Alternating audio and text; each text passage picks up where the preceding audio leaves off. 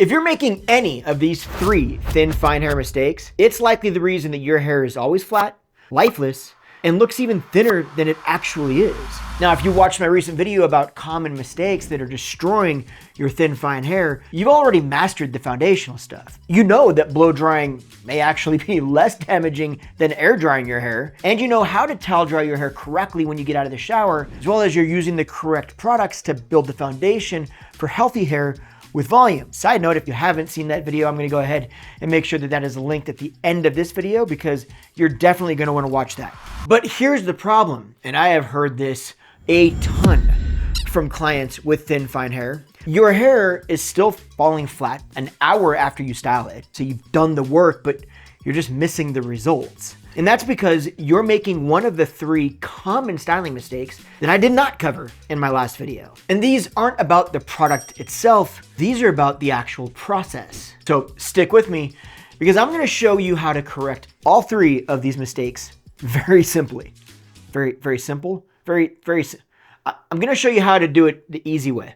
And by the way, make sure you don't skip around in the video because I'm also gonna reveal one of the major product mistakes that will absolutely ruin your hard-earned volume and your shine, even if you're using my favorite products. So let's start with mistake number 1, which is the volume killer. You know that volumizing product, whether it's the lighter one, the caviar, or the extra large Color Wow foam, or the more kind of aggressive one that I always talk about, which is the Redken Stay High Mousse. See, the problem is you're making the crucial application error even though you're using the right product. Now, in my other videos, I've mentioned that you need to apply it to fully damp hair, meaning all of your hair needs to be damp equally, not dry spots. And so if you're not applying it at the wrong time, the other big concern is that you're just only applying it to the surface. You're never gonna get that roof to stay on the house if you don't build the walls first. And the walls in this one are your roots. Did I have to explain that? I don't think I did, actually. Probably not. Okay, so how do we fix it? It's simple. First, we gotta prep. Okay, so you've just towel blotted your hair, sprayed your heat protectant from mid shafts through the ends. And now we're gonna focus on the roots. So what you're gonna do is you're gonna section it out. You need to get the product underneath where you actually part your hair. I kind of want you to mentally divide your head into 4 quadrants. You got the top, then you have a quadrant on each side, and then you have the back. And then what we're gonna do is we're gonna kind of do this targeted application, if you will. You're gonna take a section, just like my wife is doing here. You're gonna lift the hair up and you're gonna apply the mousse directly to the base of the roots in that specific section. See, the goal here is to get a light foundation of hold right where the hair leaves the scalp at the roots. Then you're just gonna repeat this through every section. And then after that, you're gonna comb that product through the ends or through the mid shaft and then through the ends of your hair. This is gonna result in your hair having an equal amount of product on every hair from roots to ends. I've always said that it's important that we have it at the roots. It's also important that we have it at the mid shaft and ends. But if you're just applying it to the very top very quickly, you might not get it on the sides and the back evenly, if that makes sense. Now, the result here is that you've now kind of fortified the base of your hair, if you will, right? You're giving the roots the guts it needs to hold the lift that you're about to create. With all of that said, there is one time when I would actually say that you should skip that process. Maybe you want to add a little bit of length to your face. In that case, you'd actually want the sides to lay a bit flatter in comparison to the top. And in a scenario like that, you could actually skip the step on the sides and actually not apply volumizer to the roots and only a tiny bit from the mid shaft through the ends in that area. That's actually gonna help the rest of your hair to kind of have a bit more volume than the sides. And then the sides are gonna lay a little bit flatter. And this is actually going to create a little bit more of the illusion that there's even more volume on top, which is actually gonna create a little bit more length in your face. So this is gonna give you the shape that you're looking for. You just gotta know when the right time is to use that technique. Okay, so now moving on to mistake number 2, we'll call it root lift sabotage. I hate that name just as much as I don't like it. I just said it and I don't like it, but we're gonna stick with it now because it's already there.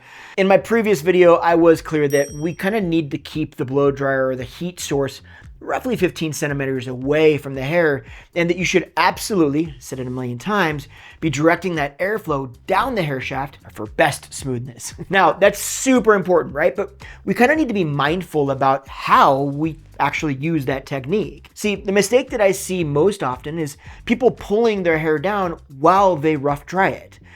If you don't know what rough drying it is basically just getting it dry before you actually apply any sort of like flat iron or curling iron or round brushing to it, right? And the problem is, if you do it the wrong way, it's gonna crush any natural volume before you even get started with the rest of the process. Now the fix is simple. Let's call it the rough dry flip.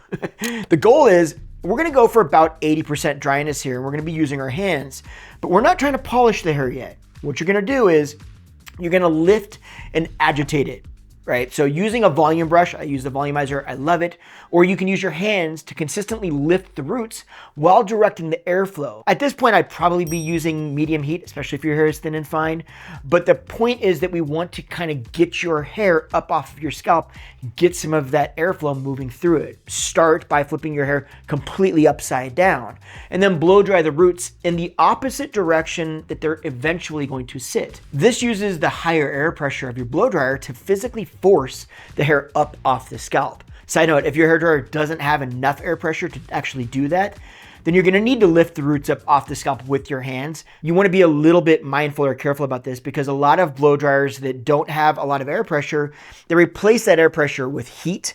And that's a quick way to not just damage your hair, but also burn your hands, which is honestly one of the reasons I constantly talk about the Lifeless blow dryer, since they actually utilize air pressure instead of heat so that they can still get your hair dry just as fast or faster with less damage to it. So just keep that in mind. It is gonna be a little bit dependent on what blow dryer you use, how you approach that part of the process. Okay, now we're gonna stand back upright, and then you're gonna get your hair about 85, 90% dry. You want the roots to be pretty dry, definitely by this point, but you still want a little bit of moisture, definitely in the mid shaft and the ends, because now we're going to use a round brush on it. If you're using a flat iron or a curling iron at this point, you'd actually want it to be totally dry.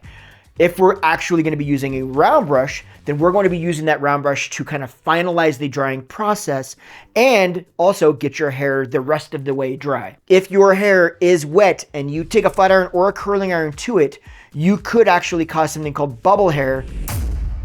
I actually talked about that in a video a while back that I learned about this, and that can be extremely damaging to your hair. And once it's done, it's done. You can't bring it back. Just make sure that your hair is dry if you're going to use the flat iron or curling iron at this point. But if we are going into a round brush, then we want it about 85 to 90% dry. So at this point, if we are switching over to a round brush, like Olivia Garden brush that I talk about all the time and I love, then you're gonna be using the concentrator on the end of your dryer to kind of start polishing your hair off and to finish that drying process. And you're gonna make sure that you're drying that air, or pointing that airflow directly down the hair shaft. Now, by doing the kind of rough dry flip, if you will, you've already given your hair the maximum lift at the base, and you're setting it up for the round brush to actually get amazing results, instead of trying to get the round brush to fix the problems that you just created while drying it or while rough drying it. Does that make sense? Let me just sidestep this and say, if you're liking this content or you're getting any value out of it, do me a huge favor, hit that subscribe button. It's right there, it's free. You can unsubscribe anytime, but it helps the channel. And if you really like this, you're really finding value, give me a comment and let me know that it's actually making sense for you. That would be a huge help. Like, comment, all of the YouTube stuff, do that. It actually does make a difference, no joking. So yeah, I appreciate that. We can get back to the video now because you're sick of me yapping. And this brings us to mistake number 3, the style killer. These names are so dumb. Okay, the style killer is where the magic that you just created is basically undone in 10 seconds or less. See, the mistake is that you're not allowing your hair to cool down and set before you touch it. Whether you're using a round brush or a hot tool, your hair needs time to actually kind of lock into its new shape. I've said it a million times about hair being kind of like a metal. Heat opens up the hair's bonds to allow you to change the shape, but only cold will actually lock those bonds back into that shape. Okay, so how do we fix it? Well, we need to set it with kind of the round brush, right?